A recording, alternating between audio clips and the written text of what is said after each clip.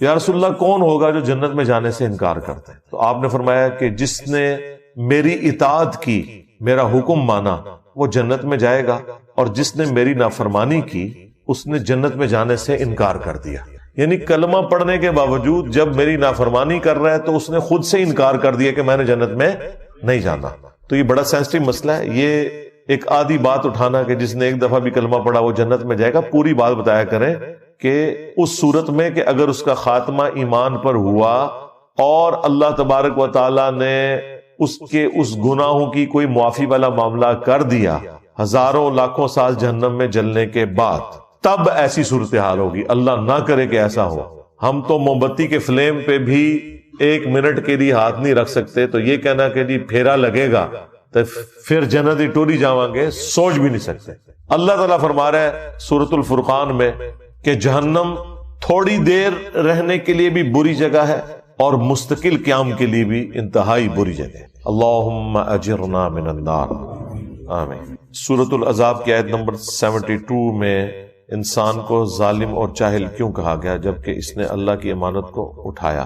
یہ قرآن پاک لٹریچر کی زبان میں بات کرتا ہے، تو بیسیکلی اس کو اگر آپ انگریزی میں ٹرانسلیٹ کریں نا کہ اللہ تعالیٰ یہ کہنا چاہ رہا ہے کہ انسان نے اس آفر کو انڈر ایسٹیمیٹ کر لیا، کہ اسے اندازہ نہیں تھا کہ یہ کہنا تو آسان ہے کہ جو کچھ بھی ہے تیرے محبوب کی امت میں ہے، غلامی رسول میں موت بھی قبول ہے، لیکن پریکٹیکلی جب قربانی دینے کی باری آئے تو ایسا ہوگا نہیں۔ یہ ان معنوں میں کہا گیا ہے، کیونکہ آپ آگے دیکھیں پھر اللہ تعالیٰ نے فرمایا یہ اس لیے ہوا تاکہ اللہ تعالیٰ اہل ایمان کو جزا دے گا اور کافروں اور منافقین کے لیے عذاب والا معاملہ فرمائے گا۔ تو اللہ تعالیٰ پھر بعد میں انسان کی تعریف بھی تو کر رہا ہے نا، تو لہٰذا ان دونوں چیزوں کو اکٹھا سمجھے کہ اللہ تعالیٰ نے جو کہا کہ یہ ظالم تھا، جاہل تھا، مراد یہ کہ اسے اندازہ نہیں تھا۔ جاہل سے مراد آپ یہ سمجھ لیں جیسے جس کو کسی چیز کی سنگینی کا علم نہ ہو، اسے کہا جاتا ہے جاہل۔ ظالم اس اعتبار سے کہ خود اس نے اپنے لیے ایک ظلم والا معاملہ کر لیا کہ اسے پتہ ہی نہیں تھا کہ میں یہ جو کچھ کرنے جا رہا ہوں اس کا اینڈ رزلٹ کیا نکلے گا، اپنے اوپر ظلم خود ہی کر لیا۔ اس نے آفر قبول کی تو اب اسے آفر نبھانی پڑے گی۔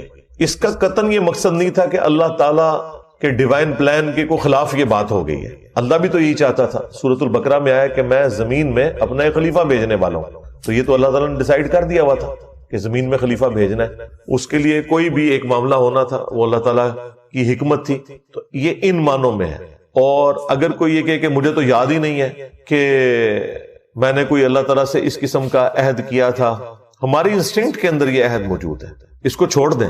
آج بھی کسی انسان کو یہ آفر کی جائے کہ تم نے چند سال کی زندگی خدا کو دینی ہے، پھر ہمیشہ کی زندگی کی کامیابیاں تمہارا مقدر ہوں گی، جس میں نہ تمہیں موت آئے گی، نہ کبھی بدحال ہوگے، نہ کبھی بوڑھے ہوگے، نہ کوئی غم پہنچے گا، حتیٰ کہ جو تم خواہش کرو گے وہ تمہیں ملے گا۔ دنیا میں تو انسان کوشش کر کے لیتا ہے تو اس کے لیے اپنی زندگی گنوا دیتا ہے، اور آخرت میں صرف خواہش کر کے مل جائے گا۔ تو ہر بندہ یہ آفر قبول کرنے کے لیے تیار ہے۔ اگر آپ کو یقین نہیں آتا تو میں آپ کو مثال دے دیتا ہوں۔ اگر کسی شخص کو یہ آفر دی جائے کہ جو شخص لاہور سے لے کر جہلم تک ریل کار میں 3 گھنٹے کا سفر کھڑے ہو کر کرے گا، جہلم پہنچتے ہی اس کی پوری زندگی کا خرچہ گورنمنٹ آف پاکستان اٹھائے گی، اس کے بچوں کا خرچہ، اس کی فیملی کی ساری ضروریات، اس کا مکان، سکولنگ، سب کچھ مرتے دم تک گورنمنٹ کے ذمہ ہے، تو کیا خیال ہے پورا لاہور جہلم نہیں پہنچ جائے گا؟ وہ کہیں گے 3 گھنٹے بس، پھر پوری زندگی کے لیے آسانی۔ آپ ذرا دنیا کی 60 سال کی زندگی کو صرف قیامت کے دن سے کمپیئر کریں تو 3 منٹ بنتا ہے، 50,000 سال کا دن ہے۔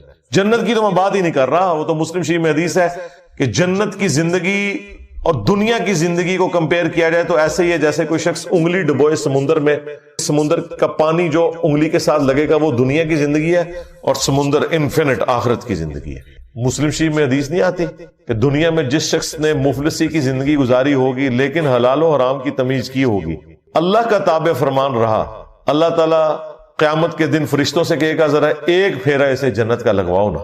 فرشتے اسے لے کے جنت میں جائیں گے، جب واپس آئے گا اللہ تعالیٰ پوچھے گا ہاں بھائی کوئی دنیا میں تکلیف دیکھی؟ وہ کہے گا اللہ تیری عزت کی قسم میں نے دنیا میں کوئی تکلیف نہیں دیکھی۔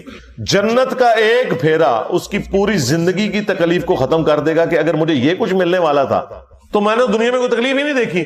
پھر اللہ تعالیٰ ایک فاسق اور فاجر شخص کو جس نے دنیا میں بڑی عیاشی کی زندگی گزاری، اللہ تعالیٰ کو رسپانس نہیں کیا، دنیا کی ہر آسائش اویلیبل تھی، اللہ تعالیٰ کہے گا ذرا اسے دوزخ کا ایک پھیرا لگواؤ، ایک پھیرا لگے گا نا، ادھر تو کہتے خیر ایک پھیرا ہی لگے گا، ایک پھیرا بھائی وہ کتنا لمبا ہوگا، اس کو تو جسٹ تھوڑی دیر کے لیے جہنم میں لے کے جب فرشتے جائیں گے اور واپس آئے گا تو اللہ تعالیٰ پوچھے گا ہاں بھائی کوئی دنیا میں سکھ دیکھا؟ وہ کہے گا تیری عزت کی قسم میں نے کوئی سکھ نہیں دنیا میں دیکھا، حالانکہ دنیا کی ساری زندگی اس نے سکھی گزاری ہوگی۔ کیوں؟ اسے وہ تکلیف دے کے اپنا وہ سکھ بھی بھول جائے گا کہ گویا وہ تو کچھ بھی نہیں تھا، یہ تو اگر یہ کچھ میرے ساتھ ہونا تھا تو میں نے کوئی سکھ نہیں کاٹا۔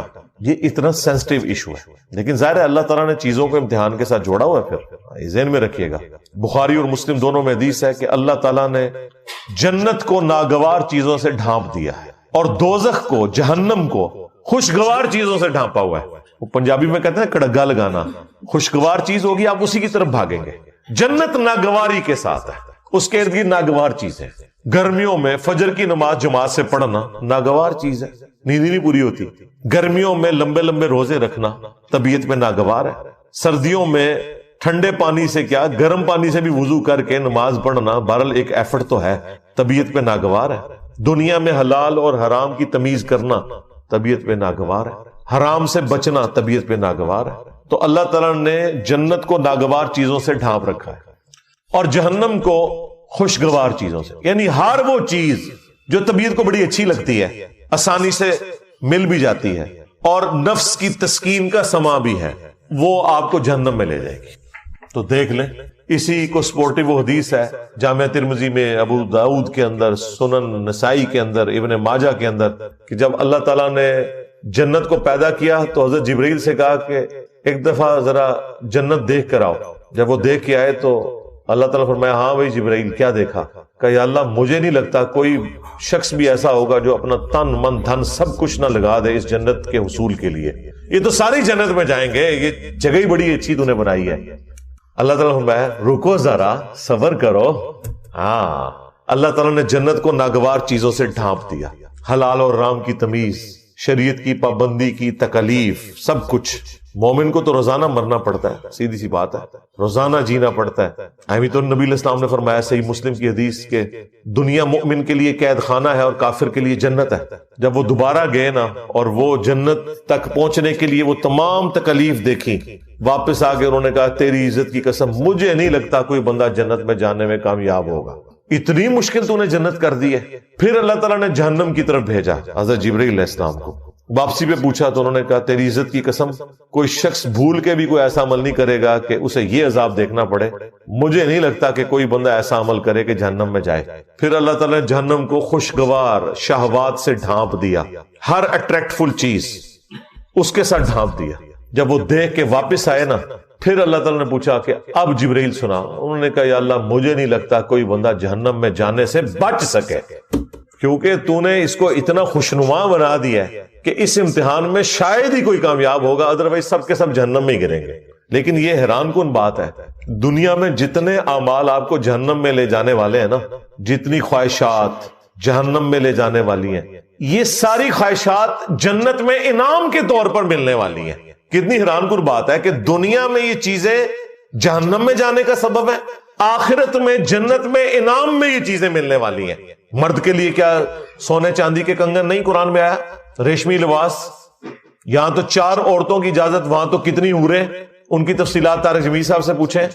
ہر وہ چیز جو دنیا میں انسان کو ڈیویٹ کر کے جہنم تک پہنچا سکتی ہے نا، جنت میں وہی کچھ انعام مل رہا ہے۔ تو اس کا مطلب آپ سمجھ رہے کیا ہے؟ اس کا مطلب یہ ہے کہ دنیا میں بیسیکلی ان چیزوں سے روک کے اللہ تعالیٰ نے آپ سے ایک روزہ رکھوایا ہے جس کی افطار جنت میں ہوگی۔ جس طرح دنیا میں آپ حلال چیزیں چھوڑ دیتے ہیں نا روزے کی حالت میں، کیونکہ روزے کی حالت میں وہ چیزیں کھانے سے آپ کا روزہ ٹوٹ جائے گا۔ روزہ دار کے لیے کھانا کھانا، پانی پینا حرام ہے، افطار کے بعد وہ کر سکتا ہے۔ تو لہٰذا دنیا میں جو آپ کو نعمتیں جن سے اللہ تعالیٰ نے روکا ہوا ہے، یا اس کے اوپر کوئی قدغن لگائی ہوئی ہے یا پابندی لگوائی ہوئی ہے، وہ جنت میں اللہ تعالیٰ نے اٹھا لینی ہے اور وہی آپ کے لیے انعام دیا۔ اس سے بڑا کیا انعام ہوگا کہ بخاری مسلم میں حدیث ہے جب جنتی جنت میں داخل ہوں گے تو اللہ تعالیٰ کی طرف سے ایک فرشتہ ندا کرے گا کہ آج کے بعد تمہیں کبھی موت نہیں آئے گی، ہمیشہ زندہ رہو گے۔ لو جی ختم۔ سب سے بڑی تلوار ختم.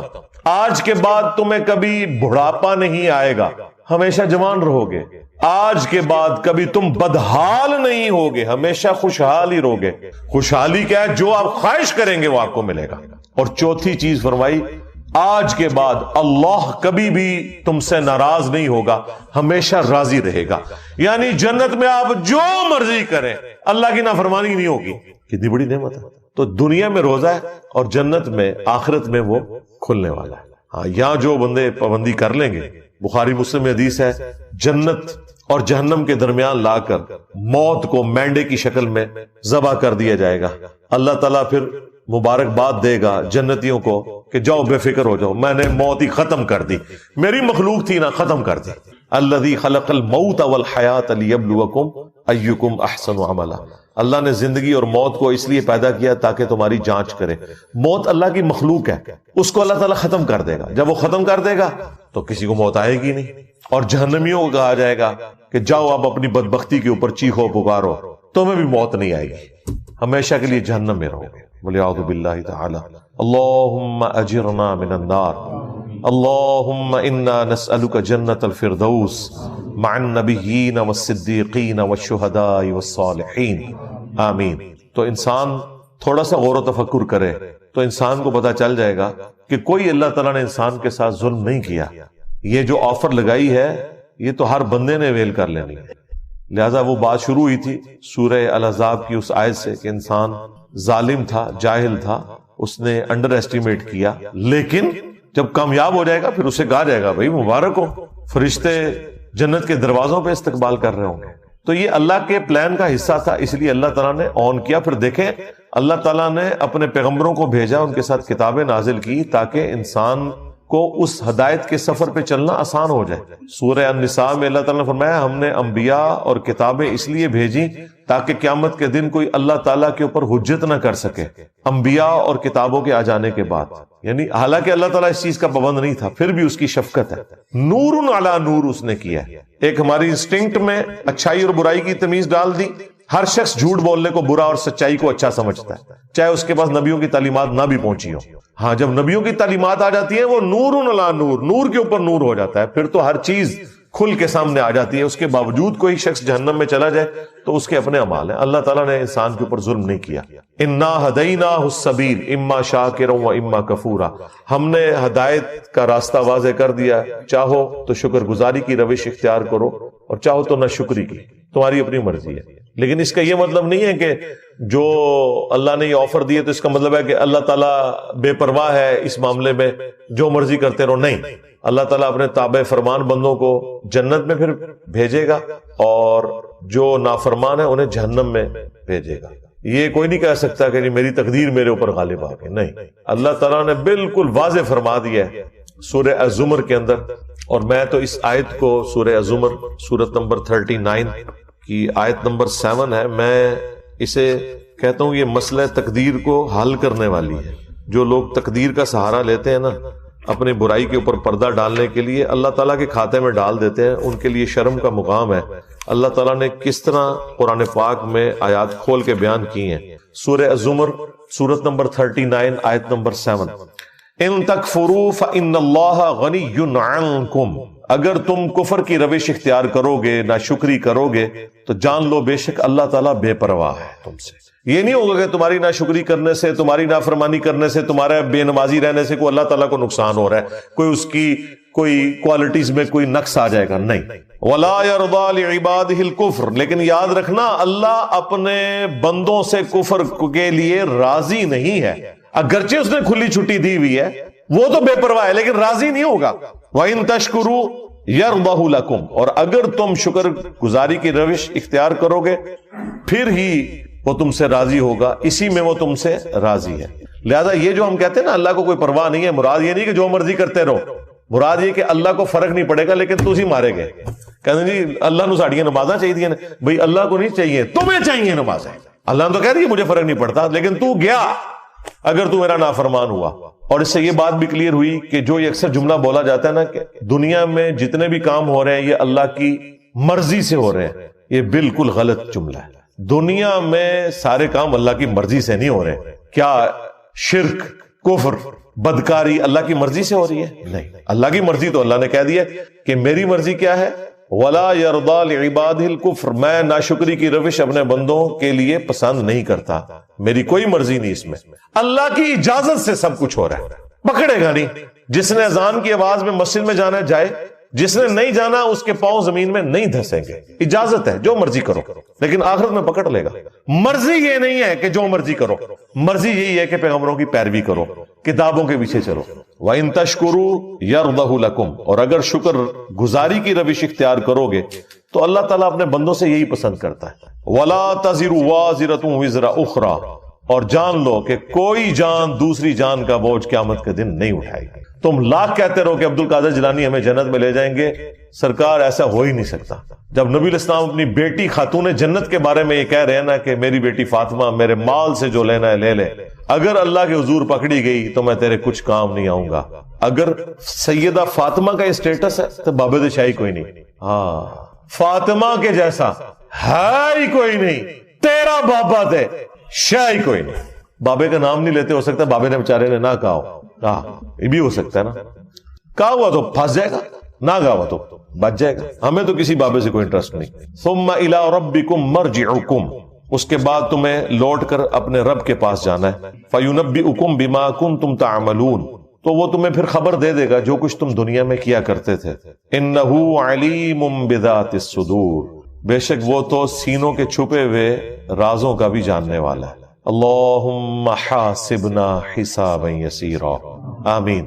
گرفت پہ آ جائے تو وہ سورہ المومن میں آئے کہ وہ آنکھوں کی خیانت کو بھی جانتا ہے۔ آنکھ سے بھی کسی نے کوئی خیانت کی ہے، بدنگاہی کی ہے، یا اس کے ذریعے کسی کو نقصان پہنچانے کی کوشش کی ہے، وہ اللہ تعالیٰ اس کو بھی جاننے والا ہے، والعیاذ باللہ تعالیٰ۔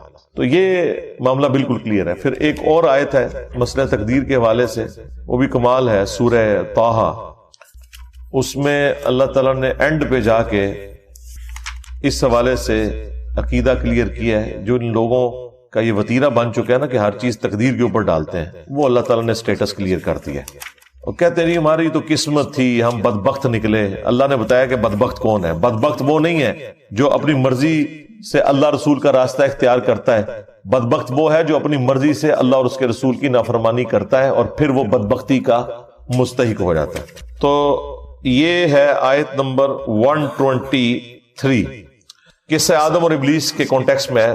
قال اهبطا منها جميعا، اللہ تعالیٰ نے آدم اور حوا سے فرمایا ہے کہ تم اب سب کے سب زمین پر اتر جاؤ۔ سب کے سب سے مراد ہے کہ تم بھی اور تمہاری اولاد جو ہونے والی ہے۔ بعضکم لبعض عدو، تم میں سے بعض کا دشمن ہوگا، ظاہر ہے شیاطین بھی دشمن، انسان بھی انسانوں کے دشمن، یہ سارا معاملہ چلے گا۔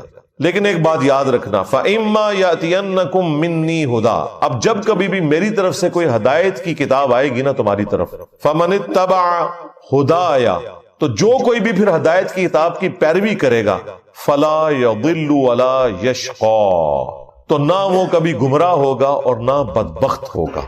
یہ دیکھ لیں، اللہ تعالیٰ فرما رہا ہے جو کتابوں کی انبیاء کی پیروی کرے گا نہ وہ بدبخت ہوگا نہ گمراہ ہوگا۔ اس کو وائس ورثہ کر لیں، جو اپنی مرضی سے کتابوں کا انبیاء کا نافرمان ہوگا وہ خود بدبختی کمائے گا، وہ خود گمراہ ہو رہا ہوگا۔ تو یہ ویسے ہی لوگ آ کے بڑے بولے بن کے پوچھ رہے ہوتے ہیں نا ہم سے، او جی اگر ہماری تقدیر میں پہلے ہی لکھا ہوا ہے، تیری تقدیر واقعی لکھی ہے بدبختہ۔ ہاں آج اگر گورنمنٹ اناؤنسمنٹ کرے نا کہ فجر کی نماز جو جماعت سے پڑھے گا فی فجر کی نماز $1000 دیے جائیں گے اسے، سب تو بڑا بدبخت لے آؤ، وہ بھی بدبخت نہیں ہوئے گا۔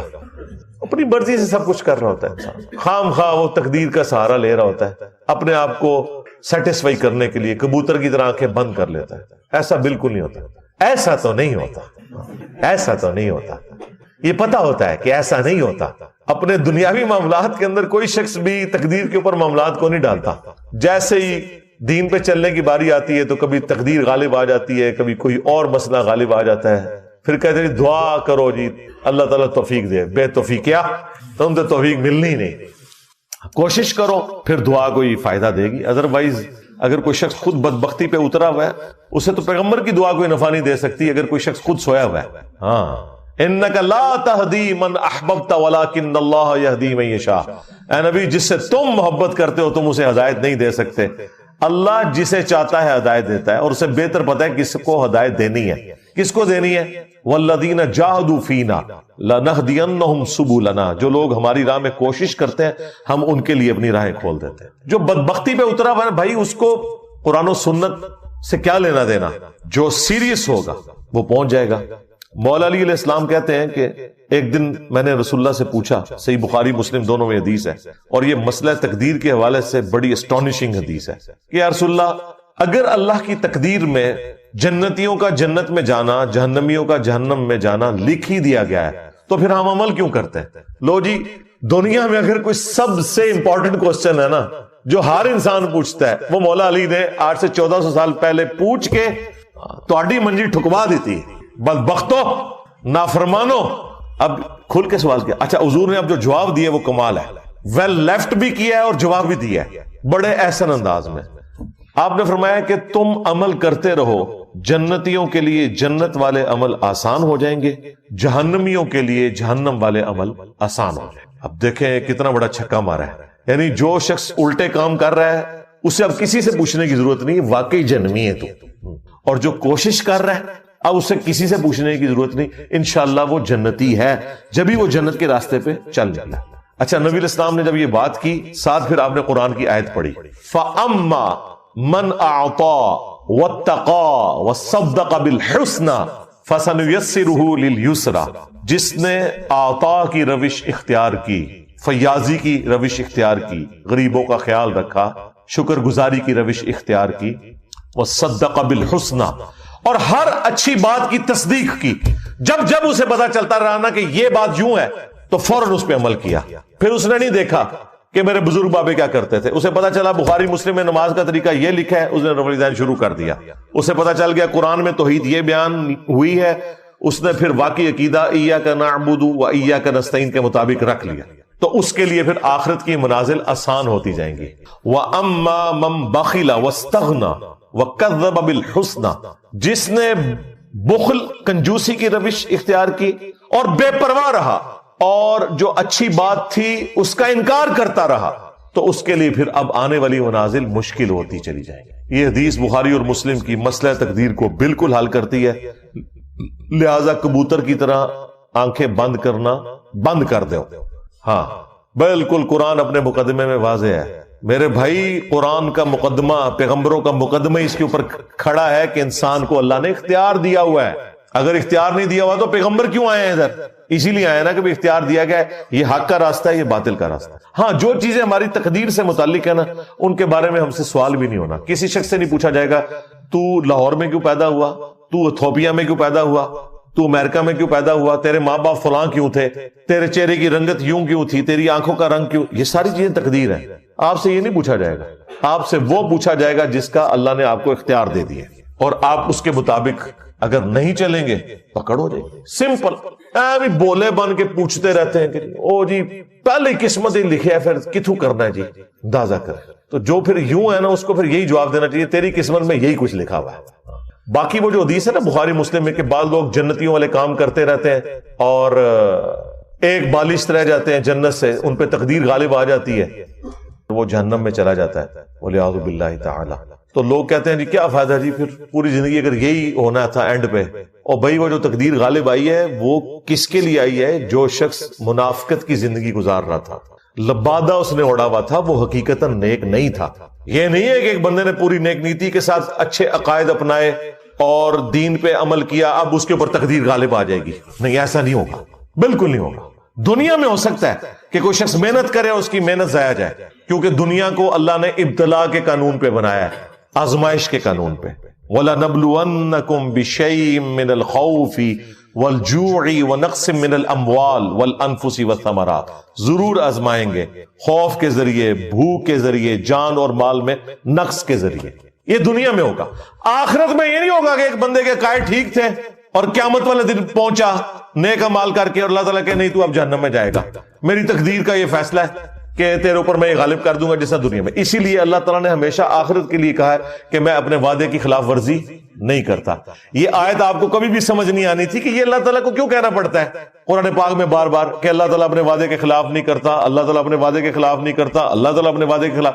کیونکہ انسان کو کبھی خیال آ سکتا ہے یار دنیا میں محنت کی تھی، اے نہ اینڈ تے بھی پتہ لگے کہ آخرت بھی یہی کچھ ہو گیا جس طرح دنیا بیڈ لک ہوئی تھی۔ آخرت میں بیڈ لک نہیں ہونی، یہ بیڈ لک کا تعلق اس دنیا کے ساتھ ہے۔ آخرت میں آپ کے لیے گڈ لک ہے اگر آپ نے انبیاء کی پیروی کا راستہ اختیار کیا ہے انشاءاللہ تعالی۔ ہاں بالکل کلیئر کٹ۔ تو اس فرق کو آپ سمجھ لیں، یہ لوگ بعض اوقات اس کو مکس کر دیتے ہیں، ایسا بالکل نہیں ہے، بالکل کلیئر کٹ۔ جو مولا علی کو حضور نے فرما دیا نا کہ جنتیوں کے لیے جنت کے عمل آسان ہو جائیں گے، جہنمیوں کے لیے جہنم والے اعمال آسان ہو جائیں گے۔ بس آپ دیکھ لیں دنیا میں آپ کو بھی اندازہ ہو جاتا ہے بعض لوگ کتنا اللہ کو سیریس لیتے ہیں، چھوٹی سی بات کے اوپر بھی کتنے وہمی ہو جاتے ہیں۔ تو میں اس طرح کے جب لوگوں کو دیکھتا ہوں میں کہتا ہوں جی جنتی روحیں دنیا میں ہی پہچانی جاتی ہیں، کس طرح معاشرے سے ٹکر لے لیتے ہیں اللہ اور اس کے رسول کی خاطر عز و جل و صلی اللہ علیہ وسلم۔ اور کتنے جنہوں نے صرف دین کا لبادہ اوڑھا ہوا ہے، ذرا سی کوئی تکلیف آئی وہ پڑا ہوا دین، دنیا کی پرائورٹی ان کے لیے ٹاپ پرائورٹی ہوتی ہے، اللہ ان کے لیے ٹاپ پرائورٹی نہیں ہوتا۔ ولیعوذ باللہ تعالی۔ اللہ تعالیٰ ہمیں استقامت کے ساتھ قرآن و سنت کی تعلیمات پر عمل کر کے دوسرے بھائیوں تک پہنچانے کی بھی توفیق عطا فرمائے، آمین۔ اللہم انی اسألک بانک انت اللہ لا الہ الا انت الاحد الصمد الذی لم یلد ولم یولد ولم یکن له کفوا احد وإلہکم الہ واحد لا الہ الا هو الرحمن الرحیم الف لام میم اللہ لا الہ الا هو الحی القیوم اللہم صلی علی محمد وعلی آل محمد ربنا آتنا فی الدنیا حسنہ وفي الآخرة حسنة وقنا عذاب النار اللهم أحسن عاقبتنا في الأمور كلها وأجرنا من خزي الدنيا وعذاب الآخرة ربنا آتنا من لدنك رحمة وهيئ لنا من أمرنا رشدا اللهم اغفر لحينا وميتنا وشاهدنا وغائبنا وصغيرنا وكبيرنا وذكرنا وأنثانا اللهم من احييته منا فاحيه على الاسلام ومن توفيته منا فتوفه۔ اس کا تو خیر ترجمہ بھی ممکن نہیں ہے، یہ ایک کوڈ ورڈز کے طور پہ بعض چیزیں ایسی ہیں جن کا عربی لنگوسٹک میں ترجمہ موجود بھی ہے، اس کے باوجود وہ متشابہات ہیں، ان کی تفصیلات ہمیں نہیں پتا، جس طرح کہ اللہ تعالیٰ کی صفات کا ذکر ہے، اللہ کا ہاتھ، اللہ کی آنکھیں۔ اب یہ جو گفتگو ہے یہ لٹریچر کی زبان میں بھی ہو سکتی ہے کہ اس سے مراد قدرت لیا گیا ہو، یا اس سے مراد اللہ تعالیٰ کی وہ کوالٹیز ہیں جن کی تفصیلات ہمیں نہیں پتا۔ چونکہ ہماری زبان کی ووکیبلری اتنی ہی ہے، ہم اس طرح کے ملتے جلتے الفاظ ہی بیان کر سکتے ہیں۔ جس طرح کہ جنت کی نعمتیں ہیں وہ قرآن پاک میں بیان ہوئی، لیکن ساتھ ہی سورہ السجدہ میں آیا کہ اللہ تعالیٰ نے اپنے بندوں کے لیے ان کی آنکھوں کی ٹھنڈک نعمتیں چھپا کے رکھی ہوئی ہیں، اور اسی آیت کی تفصیل میں بخاری مسلم میں ہے کہ وہ نعمتیں نہ کسی آنکھ نے دیکھی، نہ کسی کان نے سنی، نہ کسی کے دل پہ بھی کبھی ان کا گمان گزرا۔ تو وہ ظاہر ہے اس کا مطلب ہے وہ ایکسٹراڈنری نعمتیں، تو سمجھانے کے لیے بتا دیا جاتا ہے۔ اسی لیے سورۃ البقرہ میں ہے کہ جب جنتیوں کو فروٹ دیے جائیں گے تو وہ دنیا کے فروٹ سے ملتے جلتے ہوں گے، وہ کہیں گے کہ یہ تو وہی ہے جو ہمیں دنیا میں بھی دیا گیا تھا، لیکن اللہ تعالیٰ فرماتا ہے وہ ان سے ملتے جلتے ہوں گے۔ وہ تو جب کھائیں گے تو پتا چلے گا نا کہ اس میں بہت بڑا فرق ہے۔ مثلا ایک دیسی آم کا ذائقہ ہے، انور ٹور بھی دیکھنے میں دیسی آم کی طرح ہے، لیکن ذائقے میں زمین و آسمان کا فرق ہے۔ تو جو جنت کا فروٹ ہے بظاہر دیکھنے میں دنیا کے فروٹ کی طرح نظر آئے گا، لیکن اس کی جو کوالٹیز ہیں، اس کا جو ذائقہ ہے، اس کا کوئی لینا دینا نہیں ہے دنیا کی کسی بھی چیز کے ساتھ۔ لیکن وہ اس لیے اللہ تبارک و تعالیٰ نے اس کو ایسی شکل کا رکھا ہے تاکہ دل میں اس کے لیے اٹریکشن پیدا ہو۔ ادروائز آپ اگر ایسی غذا دیکھیں جو آپ نے پہلے نہیں دیکھی ہوئی تو آپ کبھی بھی دسترخوان سے پہلے اسے اٹھانے کی کوشش نہیں کرتے۔ کوشش وہی ہوتی ہے جو چیز آپ کو پسند ہے، آپ کی دیکھی بھالی ہے، اسی کو آپ پہلے کھانے کے لیے استعمال کریں۔ اس لیے جنتیوں کو بھی ابتداً اس طرح کے فروٹ دیے جائیں گے جو دنیا کے فروٹ سے ملتے جلتے ہوں گے۔ اس میں آگے چل کے آئے گا انار، انگور، لیکن آپ نے قطعاً یہ نہیں سمجھنا کہ یہ اس طرح کے انار اور انگور ہوں گے۔ دنیا میں بھی کوالٹیز کا اتنا فرق ہے کہ ایک ہی طرح کا فروٹ مختلف علاقوں میں جو اگتا ہے، زمین و آسمان کا فرق ہے اس کے ٹیسٹ کے اندر. تو انسان جو ہے چونکہ اس طرح کے فروٹ کے ساتھ فیملیئر ہے اس لیے اسے اٹریکشن فیل ہوگی، لیکن جب وہ کھائے گا تو اس کا ذائقہ تو بالکل ایک ایکسٹرا آرڈنری ہوگا. تو اس طرح کی جو متشابہات ہیں، ریزمبلنس والی چیزیں، اللہ تعالیٰ کی صفات سے متعلق ہوں، جنت سے متعلق ہوں، حوروں سے متعلق ہوں، وہ صرف اجمالاً ہماری وکیبلری میں بیان کیا گیا. اس کی تفصیلات جب تک انسان وہاں پہنچ نہ جائے اس کو کبھی بھی اس طریقے سے بریف نہیں کر سکتا. تو ان آیات پہ صرف ایمان لانا کافی ہے. نہ یہ ایسی آیات ہیں کہ جن کی وجہ سے کوئی قرآن کی تعلیمات میں فرق پڑ جاتا ہے کہ اگر آپ اس کو ڈیٹیل سے نہیں سمجھ رہے. اس کا ذکر سورہ آل عمران کی آیت نمبر 7 میں آیا کہ ہم نے قرآن جو نازل کیا اس کی آیات 2 قسم کی ہیں، ایک محکمات ہے، دوسری متشابہات ہے. پھر اللہ تعالیٰ نے جو محکمات ہیں وہی اصل کتاب ہے، یعنی جن میں اللہ تعالیٰ نے حکم بیان کیے ہیں. حکم کیا ہے؟ نماز پڑھو، ماں باپ کے ساتھ اس نے سلوک کرو، بدکاری سے بچو، قتل نہ حق نہ کرو، چوری سے بچو. جتنے بھی اللہ تعالیٰ کی طرف سے فرائض ہیں اور اللہ تعالیٰ کی طرف سے جو گناہ حرام قرار دیے گئے ہیں وہ ساری کی ساری چیزیں جو ہے وہ ہیں محکمات، یعنی حکمیہ چیزیں محکمات. اور اللہ تعالیٰ میں کتاب کی اصل وہی ہے. اور دوسری فرمایا متشابہات ہے، یعنی جو ریزمبلنس والی چیزیں مثال کے طور پر بیان ہوئی.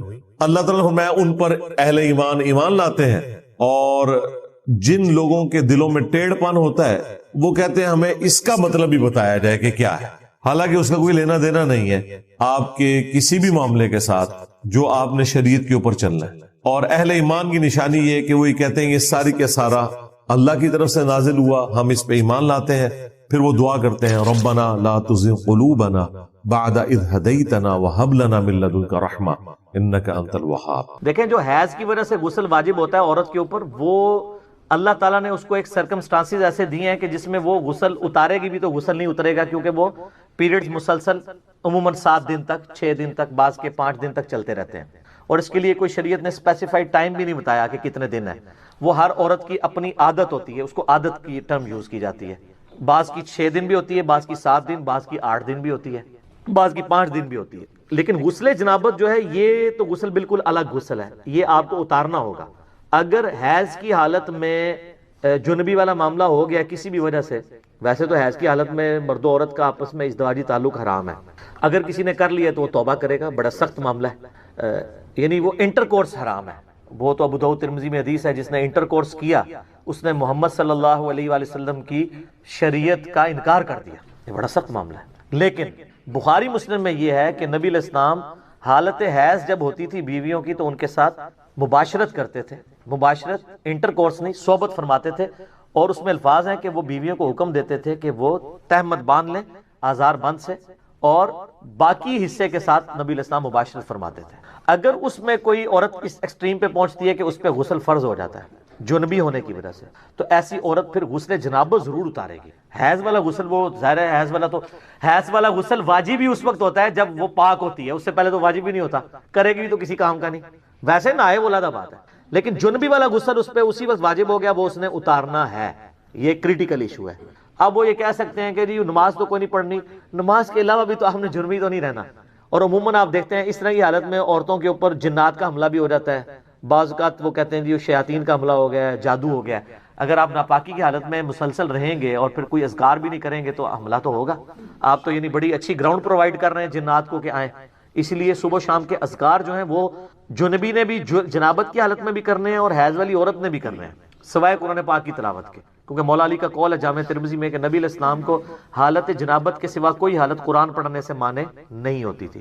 لیکن یہ جو حیض والا جو معاملہ ہے یہ بھی حکمی نجاست ہی ہے، جس طرح کہ جنبی ہونا حکمی نجاست ہے. یہ حقیقی نجاست نہیں ہے، وہ خون تو ناپاک ہے ہی ہے.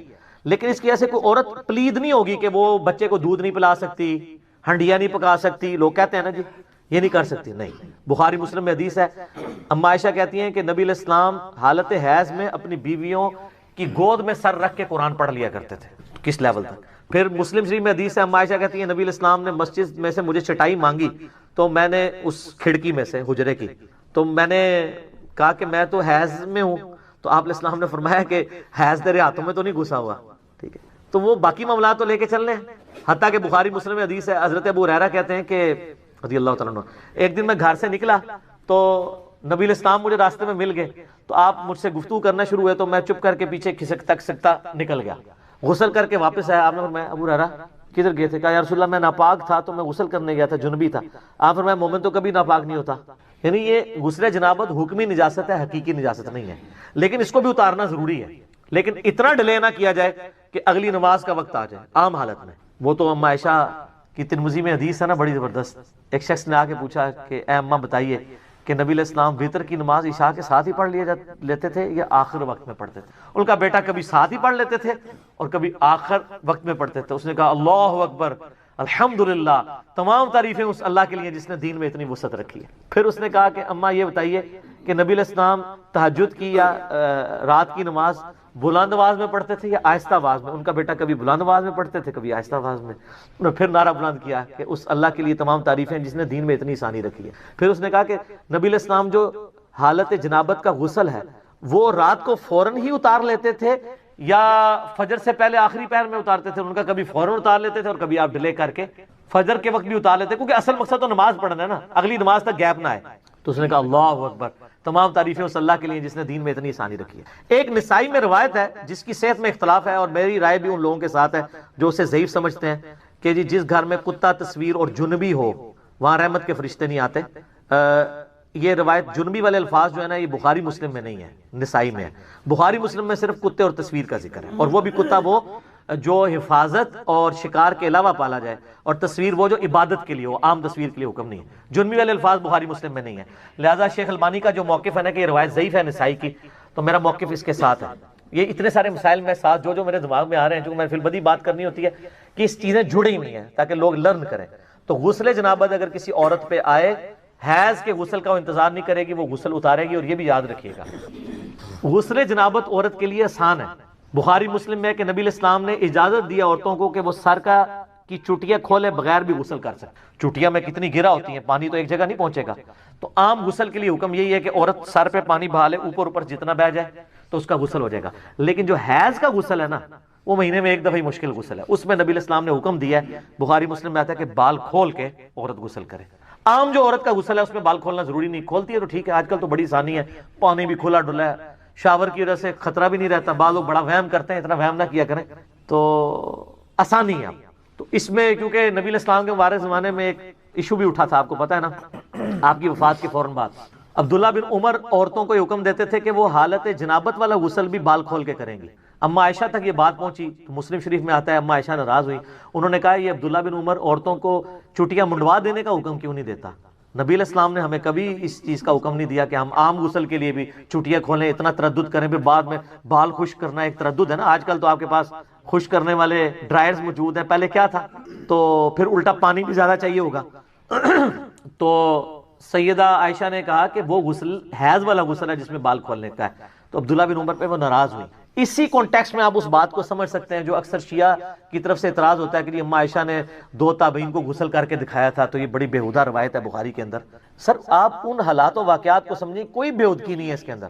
غسل سامنے کر کے نہیں دکھایا تھا, وہ 2 تابعین ملنے کے لیے آئے اور وہ یہ کہہ رہے تھے کہ ہمارے بال اتنے گھنے ہیں, ہم تو یہ 6 لیٹر پانی سے, اس زمانے میں وہ جو کیلکولیشن کر کے 6 لیٹر پانی سے غسل نہیں کر سکتے. تو اما عائشہ نے کہا کہ نبی علیہ السلام کے بال تم سے زیادہ گھنے تھے, وہ تو اتنے ہی پانی سے غسل کر لیا کرتے تھے آدھی بالٹی کے ساتھ. تو ان کو یقین نہیں آ رہا, تو اما عائشہ پھر ان کے سامنے آدھی بالٹی لے کے باتھ روم میں گئی, اور وہ کہتے ہیں جی ایک موٹا پردہ تھا. اس زمانے میں اٹیچ باتھ پردے کے ساتھ ہی ہوتے تھے. آج بھی رائبنڈ اجتماع میں آپ چلے جائیں تو اسی طرح ہوتا ہے, کوئی بندہ نظر آ رہا ہوتا ہے اندر سے, خام خواہ اس کو میں نے تماشا بنایا ہوا ہے. اور اس پہ کورٹ میں کیسز چلتے ہیں باقاعدہ, ہائی کورٹ اسلام آباد ہائی کورٹ میں. میں نے خود یہ کیسز, یعنی مجھے اس لیے پتا ہے کہ یہ کتنے اس کے اوپر فتوے اور 295 سی لگانے کی کوشش کرتے ہیں. وہ شیعہ نے کئی روایت بیان کر دی تھی, سنیوں نے مقدمہ کر دیا, انہوں نے حضرت عائشہ کی توہین کر دی ہے. تو وہ پھر وہ شیعہ کا جو وکیل تھا وہ بخاری شریف لے کے گیا کہ یہ روایت بیان کر کے انہوں نے حضرت عائشہ کی توہین نہیں کی. انہوں نے کہا کہ بخاری میں توہین ہوئی ہے, تمہاری بخاری نے توہین کی ہے, تو ہمارے نزدیک تو وہ بھی توہین نہیں ہے. آپ اس کانٹیکسٹ کو سمجھیں. دین, آپ مجھے یہ بتائیے, آپ کا بچہ مسجد میں پیشاب کرے گا؟ 5-6 سال کا بچہ روک لے گا؟ نہیں کرے گا. لیکن بخاری مسلم اٹھا کے دیکھیں کہ صحابی نے مسجد میں پیشاب کر دیا, صحابہ مارنے کے لیے اٹھے, آپ فرمایا رک جاؤ, پیشاب تو اس نے کر دیا تھا, تسلی سے کرتا تو رہے. نبی علیہ السلام کے پاس آپ نے فرمایا مسجد پاک جگہ ہے, یہاں پیشاب نہیں کرتے, بات ختم. اور وہ اتنا خوش ہوا, وہ بدو تھا, پینڈو نیو مسلم تھا, وہ کہنے لگا کہ آپ کے اخلاق کتنے اعلیٰ درجے کے ہیں. اور وہ صحابہ کرام سے گلہ کر رہا تھا, تم مجھے مارنے آ رہے تھے اور نبی علیہ السلام نے مجھے بچایا. اگر وہ مارتے ہو سکتا ہے اسلام ہی چھوڑ جاتا. پینڈوؤں کا کو پتا کس ٹائم دماغ، قرآن پاک میں بھی آتا ہے نا کہ جو عرابی جو ہیں یہ بڑے سخت ہیں دین کی مخالفت میں، پینڈو لوگ.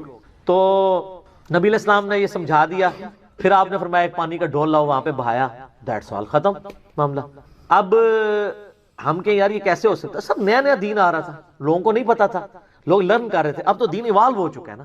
تو سیدہ عائشہ کو بھی اسی کانٹیکسٹ میں دیکھیں کہ انہوں نے لوگوں کو وہم نکالنے کے لیے ایسا کیا.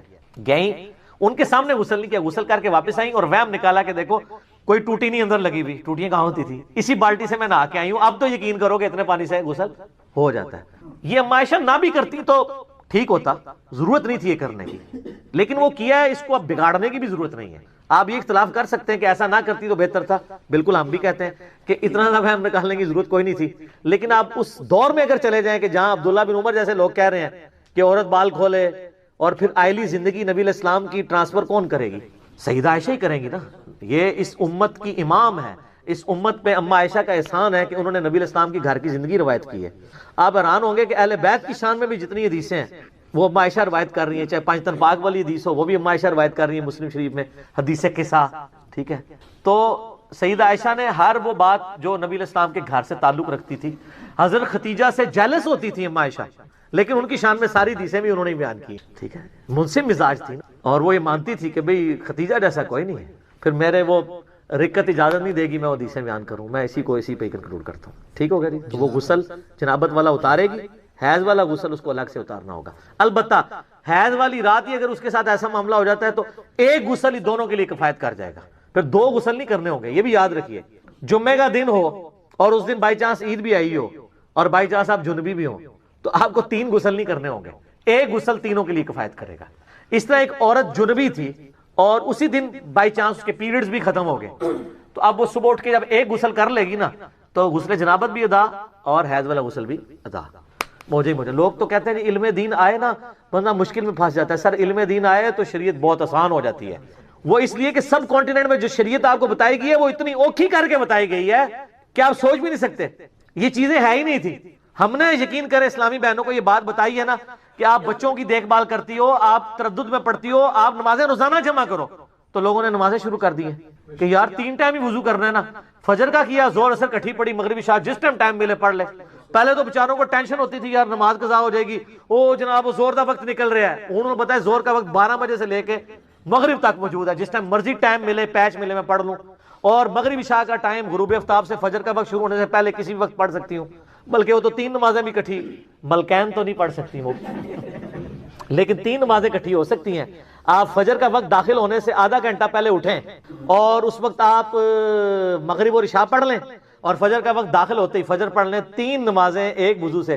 سر دیکھو ساڑھے اسٹوڈنٹ بزرگوں نے بھی چھوڑ کے جائے، بزرگ عشاء دے وضو نال فجر پڑھتے سن، ساڑھے اسٹوڈنٹ مغرب دے وضو نال فجر پڑھتے تھے. ہاں مغرب عشاء اور فجر پڑھ سکتی ہیں کیونکہ عورت پہ جماعت بھی کوئی نہیں ہے نا، ٹھیک ہے. اور ملکین کا میں نے ذکر کیا، ملکین یہ ہے جو اس اکیڈمی سے نکلی ہے، وہ یہ ہے کہ آپ مغرب سے آدھا گھنٹہ پہلے زور اثر کو جمع کریں اور پھر جب آدھے گھنٹے بعد مغرب آئے مغرب عشاء، یعنی ایک وضو سے 4 نمازیں. تو آڈے بزرگ ایک وضو نال 2 نمازاں پڑھتے سن، عشاء اور فجر. سورۃ المائدہ میں سٹارٹ کے اندر ہی وضو کا طریقہ آیا ہے کہ چہرے کو دھویا جائے، اس کے بعد دونوں ہاتھ کونیوں تک، پھر سر کا مسح اور پاؤں کو دھویا جائے. بل یہ پاؤں کے مسح والا اختلاف بھی ہے اپنی جگہ، المصنف ابن ابی شیبہ میں موجود ہے کہ اکرمہ جو تابعی تھے ابن عباس کے شاگرد، وہ پاؤں پہ مسح بھی کر لیتے تھے. اس کو زیادہ جھگڑا نہیں بنانا چاہیے. تو یہ وضو کا طریقہ قرآن کے اندر ہے، بخاری مسلم میں درجنوں احادیث ہیں، بلکہ مسلم شریف کے اندر تو 1000 سے زیادہ احادیث ہیں وضو، غسل، نماز اور طہارت کے مسائل کے اوپر، 1000 سے زیادہ. لیکن یہ آپ کو کہتے ہیں جو وضو کا طریقہ تو امام حنیفہ نے بتایا ہے، تو احادیث کے اندر موجود ہے. تو آپ بخاری مسلم دونوں میں حدیث موجود ہے کہ نبی علیہ السلام غسل کیسے کرتے تھے. امہات المومنین نے روایت کی ہے کہ نبی علیہ السلام جب بھی غسل جنابت کرتے تھے تو آپ علیہ السلام غسل کرنے سے پہلے استنجا کیا کرتے تھے. اس کے بعد آپ علیہ السلام زمین پہ ہاتھ مار کے مٹی لیتے تھے. اس زمانے میں ظاہر صابن تو نہیں ہوتا تھا، اور مٹی اس جگہ پہ ملتے تھے جہاں پہ مری وغیرہ لگی ہوتی تھی تاکہ اس کو صاف کرتے. ظاہر وہ سمپل پانی سے تو صاف نہیں ہوگی. اس کے بعد آپ علیہ السلام، بخاری مسلم کے الفاظ ہیں کہ نماز کا سا وضو کرتے تھے، کلی کرتے تھے، غرغرے کے ساتھ سنت ہے، ناک میں پانی ادھر تک چڑھاتے تھے. اور وہ ابو داؤد میں الفاظ موجود ہیں کہ اگر روزہ نہ ہو تو پھر تو آپ اوپر تک چڑھائیں، روزہ ہو تو آپ بس نارملی جتنے ہے پانی ہے. اس کے بعد چہرہ دھوتے تھے، نماز کا سا وضو کرتے تھے، پاؤں چھوڑ دیتے تھے. اس کے اندر ایک حکمت تھی کیونکہ کیچڑ تھا، نیچے پانی جمع ہوتا تھا، اور اس زمانے میں لوگ شلوار نیچے سے نہیں پہنتے تھے، تہمد ہوتی تھی نیچے سے پہنے تو کیچڑ پاؤں پہ لگ جائے. تہمت میں جو کر رہا ہے تو وہ تو اوپر سے پہن لے گا اور پاؤں اس کے کیچڑ والے ہوں گے. اور بخاری مسلم میں الفاظ ہے نبی علیہ السلام باہر آ کے پاؤں دھوتے تھے. آج کل ایسا نہیں ہے. آج تو ہم اس ازمائش سے گزر نہیں رہے. ہم تو ٹائلز والے باتھ روم میں ہوتے ہیں, ساتھ ساتھ پانی بہتا رہتا ہے, وہ پاک ہوتا جاتا ہے, نکل جاتا ہے. ورنہ تو ہماری مصیبت ہو جائے, ہم پہلے تولیہ باندھ کے باہر نکلیں اور پاؤں دھوئیں اور اس میں وہ چینٹے بھی نہ پڑے, پھر شلوار پہنے. اب تو یہ ضرورت ہی نہیں اندر ہی, تو آپ پورا وضو بھی کر سکتے ہیں. اچھا, چونکہ نبی علیہ السلام وضو کرتے تھے اور اس سے پہلے استنجے والی جگہ سب کچھ دھو چکے ہوتے تھے, اور اس کے بعد آتا ہے پھر آپ علیہ السلام 3 دفعہ جو وہ سر پہ پانی بہاتے تھے, دائیں طرف بائیں طرف.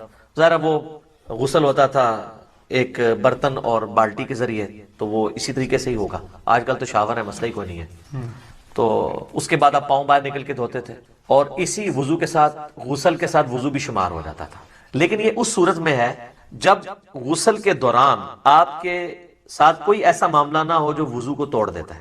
اگر اسی دوران کسی کی ہوا خارج ہو جاتی ہے یا پیشاب کا قطرہ نکل جاتا ہے, تو پھر وہ غسل کر کے نکلے اور کہ جی میرا وضو ہو گیا, تو اپنے آپ کو دھوکہ دے رہا ہے. کیسے ہو گیا؟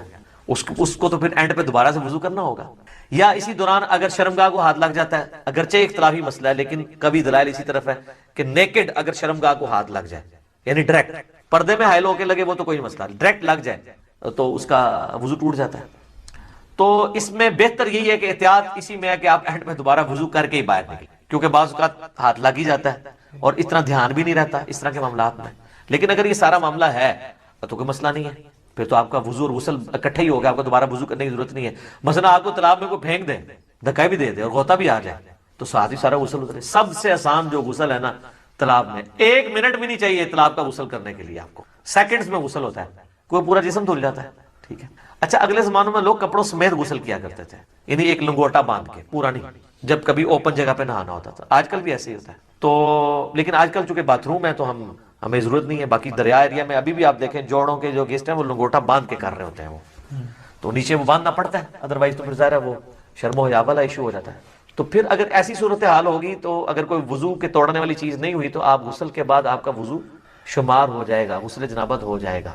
کئی شادی شدہ لوگ ہیں ان کو بالکل غسل کا طریقہ نہیں پتا, ٹھیک ہے, اور ان کو بالکل پتہ ہی نہیں. باقی رہا عام غسل بھی سنت کے مطابق ہی کرنا چاہیے. عام غسل ویسے کون سا ہوتا ہے؟ وہ تاری لانا ہے, جیسا گرمی دور کرنا ہے, وہ غسل تو نہیں ہوتا, وہ تو خالی تاری لگانا ہے. ہر غسل سنت کے مطابق ہی آپ نے کرنا ہوگا. اگر عام غسل سے مراد آپ نے, صحیح بخاری مسلم میں حدیث ہے کہ جمعے کا غسل کیا جائے, اور مسلم میں الفاظ ہے کہ ہفتے میں 1 دن غسل کیا جائے, تو وہ سنت کے مطابق ہی کرنا ہوگا. یا عید کے اوپر غسل کرنا سنت ہے تو سنت کے مطابق ہی کرنا ہوگا. ٹھیک ہے. اسی طریقے سے میت کو غسل دینے کے بعد جب جسم پہ چھینٹے پڑ جاتے ہیں اور پھر آپ نے غسل کرنا ہے تو سنت کے مطابق کریں, یا اتنا حصہ بھی دھو لیں تو وہ بھی کافی ہے. وہ غسل والا حکم منسوخ ہو چکا ہے, اتنا حصہ بھی دھو لیا جائے کافی ہے. تو غسل جب بھی کریں سنت کے مطابق ہی کریں تاکہ آپ کی عادت نہ ٹوٹے. بل عام غسل آپ جس بھی طریقے سے کر لیں گے ظاہر ہے اس میں تو پھر کوئی ایسا ایشو نہیں ہے. آپ جب کر کے ازائے وضو پہ جب پانی بہ جائے گا تو خود بخود آپ کا وضو ہو جائے گا, بشرطے کہ اس دوران کوئی وضو توڑنے والی چیزیں نہ ہوں. اسلامی بہنوں کے لیے میں عرض کر دوں کہ ان کے غسل میں فرق ہے.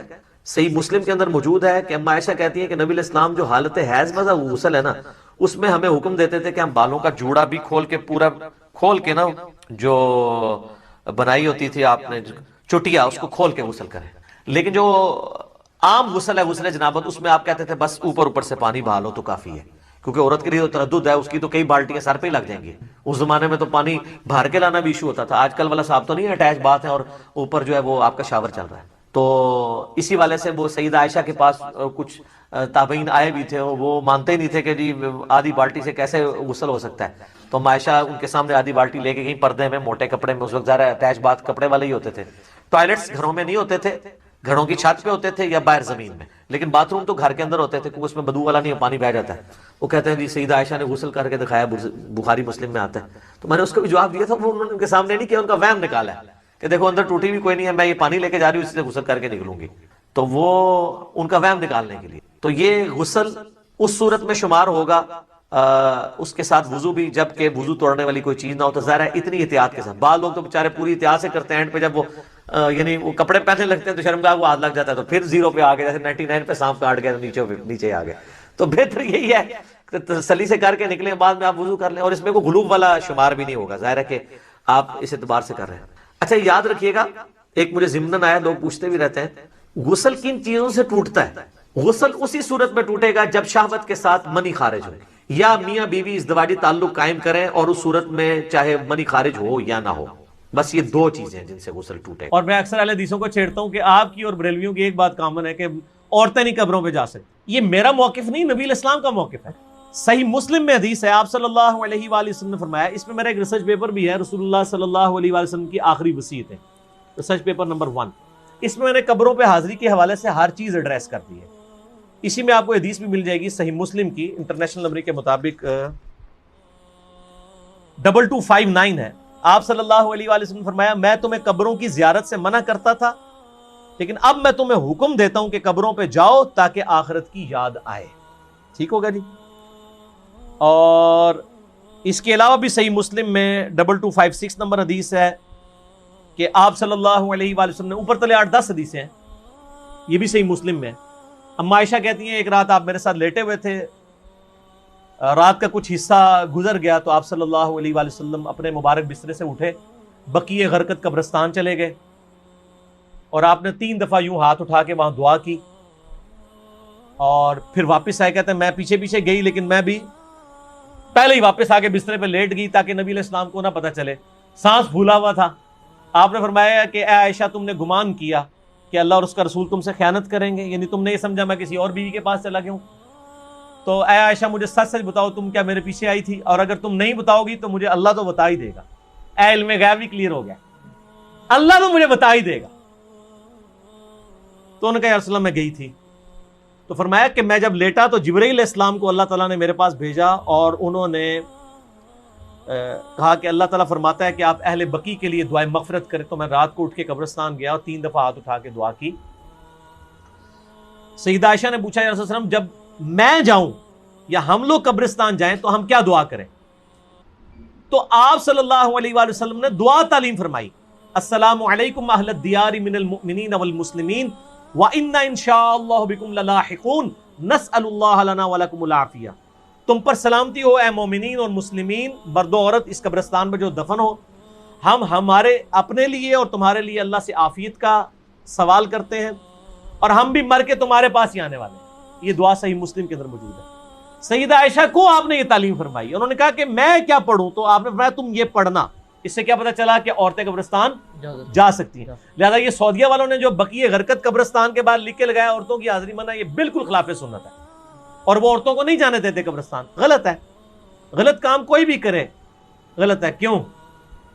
نہ میں وہابی نہ میں بابی، میں ہوں مسلم علمی کتابی. نہ یہ بابوں کی بات ہوگی نہ وہابی سو کارڈ بات ہوگی، یہ علمی کتابی بات ہوگی. اور اما عائشہ رضی اللہ تعالی عنہا باقاعدہ اپنے بھائی کی قبر پہ گئیں. جامعہ ترمذی میں صحیح سند کے ساتھ ہے. عبد الرحمن بن ابی بکر ان کی قبر پہ گئیں، وہاں پہ جا کے اشعار بھی پڑھے. اور امام ترمذی ایک حدیث لے کے آئے کہ نبی علیہ السلام نے لعنت فرمائی ہے ان عورتوں پر جو زوار القبور کرتی ہیں، کثرت سے قبرستان جاتی ہیں. پھر ساتھ ہی امام ترمذی نے لکھا اس حدیث کے اندر، یہ ساری حدیثیں آپ کو مشکات کی پہلی جلد میں نا قبروں کی زیارت والے چیپٹر میں مل جائیں گی کمبائنڈ فارم میں. امام ترمذی نے لکھا یہ حدیث منسوخ ہے، کیونکہ جب آپ نے عام اجازت دے دی کہ قبروں پہ جاؤ آخرت کی یاد آئے تو یہ حدیث منسوخ ہوگی. اور زوار القبور سے مراد ہے کثرت سے. اگر کبھی کبھار عورت چلی جائے تو جائز ہے، لیکن مزاروں پہ نہیں، قبروں پہ. مزاروں پہ تو مرد بھی نہیں جا سکتے، کیونکہ مزار تو نبی علیہ السلام کی مخالفت پہ بنائے گئے ہیں. صحیح مسلم میں حدیث ہے، تمہیں منع کرتا ہوں قبروں پر عمارتیں بنانے سے، قبروں کو پکا کرنے پہ، ان سے بیٹھنے سے. یہ صحیح مسلم کے اندر حدیث موجود ہے انٹرنیشنل نمبر کے مطابق 2245. باقی آپ میرا قبریں، مزارات، گنبد خضرا یہ لکھیں یوٹیوب پہ، میرے کلپ کئی ایک کلپ کھل جائیں گے ماشاءاللہ. لاکھوں لوگوں نے وہ کلپ دیکھے ہیں، گنبد خضرا والا کلپ، یہ ساری چیزیں. تو عورتیں قبرستان جا سکتی ہیں، اور قبرستان پہ آپ ہاتھ اٹھا کے دعا بھی کر سکتے ہیں. آپ قبر والے سے نہیں مانگ رہے، اللہ سے مانگ رہے ہیں. قبلہ رخ ہو کے ہاتھ اٹھائیں. نبی علیہ السلام نے مسلم شریف میں 10 حدیث ہیں، ہاتھ اٹھا کے دعا کی، اللہ سے کی، اس کے بعد چہرے پہ ہاتھ بھی پھیرے. المستدرک الحاکم میں صحیح سند کے ساتھ ہے تمہارا رب حیا فرماتا ہے اس شخص سے جو ہاتھ اٹھا کے دعا کرے کہ اسے محروم لٹائے. یہ ابو داؤد میں بھی ہے، وہ روایت کمزور ہے. مستدرک کی روایت صحیح ہے کہ اور نماز کے بعد بھی آپ اپنی انڈیویجول دعا ہاتھ اٹھا کے کریں، یہ افضل ہے. اس کے بعد چہرے پہ ہاتھ پھیرنا بھی نہ صرف سنت ہے بلکہ اجماع امت ہے. یہ تو سعودیہ کے چند مولویوں نے یہ کام شروع کیے ہیں، اور وہ کہتے ہیں کہ جناب چہرے پہ ہاتھ پھیرنا ثابت نہیں. ابو داؤد میں ضعیف روایت ہے کہ نبی علیہ السلام پھیرتے تھے، لیکن امام بخاری کی کتاب ہے الادب المفرد، اس میں انٹرنیشنل نمبر کے مطابق 609 نمبر اثر ہے کہ عبداللہ ابن زبیر اور عبداللہ بن عمر رضی اللہ تعالی عنہما یہ دونوں دعا کے بعد اپنے چہرے پر ہاتھ پھیرا کرتے تھے، اور عملی تواتر ہے، پوری امت پھیرتی ہے، یہ تو حدیث سے بڑی دلیل ہے۔ جب ساری امت یہ کام کر رہی ہوگی تو حدیث سے تو دلیل کی ضرورت ہی نہیں ہے، کوئی اختلاف نہیں ہے۔ سعودی والوں نے خامخواہ ایک اختلاف کھڑا کر دیا، لیکن پاکستان میں جو اہل حدیث ہیں انہوں نے جو نماز نبوی چھاپی ہے دارالاسلام والوں نے، انہوں نے یہی روایت لکھی 609 الادب المفرد کی، اور کہا ہے کہ بالکل یہ صحیح ہے، سنت ہے، چہرے پہ ہاتھ پھیر سکتے ہیں۔ بلکہ میں آپ کو شغل کی بات بتاؤں، سعودیہ سے کوئی چند سال پہلے کی بات ہے، ایک بھائی نے مجھے کہا ہمارے ایک شیخ ہیں یہاں پہ سعودیہ میں، مدینہ یونیورسٹی، ام القریٰ یونیورسٹی مکہ میں بھی ہمارے اسٹوڈنٹس ویڈیوز کے اعتبار سے جو ہیں وہ سنتے ہیں، تو انہوں نے کہا کہ مجھے وہ حدیث بھیجے، میں نے عربی ورڈنگ اس کی بھیجی۔